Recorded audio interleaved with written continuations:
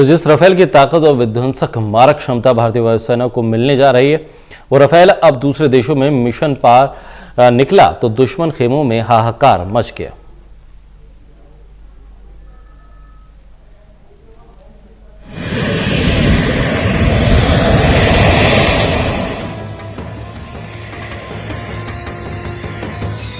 Rafale ये वो विमान है जिसका इंतजार भारतीय वायुसेना को काफी दिन से था। राफेल वो लड़ाकू विमान है जिसने कई मिशंस को अंजाम दिया है। कई ऑपरेशन में राफेल विमान को शामिल किया गया है। वजूद में आने के बाद राफेल ने सबसे पहले अफगानिस्तान, लीबिया, माली, इराक और सीरिया में खतरनाक सैन्य ऑपरेशन किया।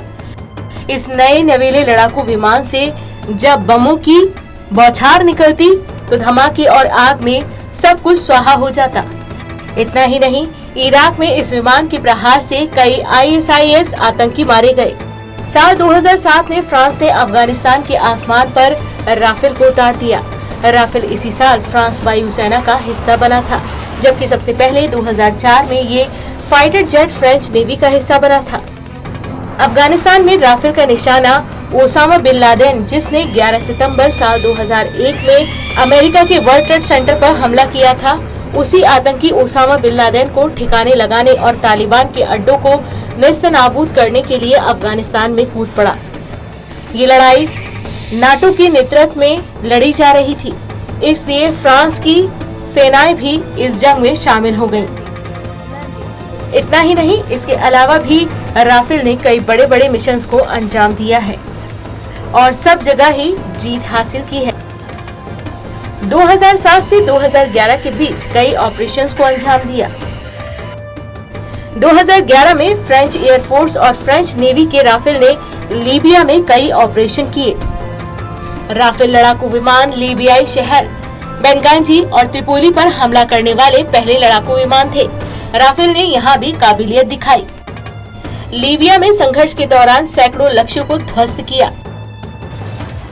इनमें टैंक, वज्रधारी वाहन, आयुध भंडार, command centre, air defence system शामिल थे। हाल ही में राफेल विमान ने लीबिया के अल वाटिया एयरबेस में मौजूद तुर्की के ठिकानों को नष्ट कर दिया। इसके बाद राफेल ने पश्चिमी अफ्रीकी देश माली में ऑपरेशन में हिस्सा लिया।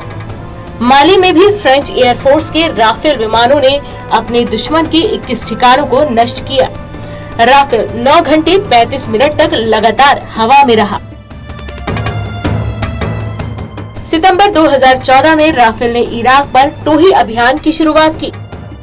ISIS आतंकियों के खात्मे के लिए फ्रांस ने यहाँ 9 राफेल विमान भेजे।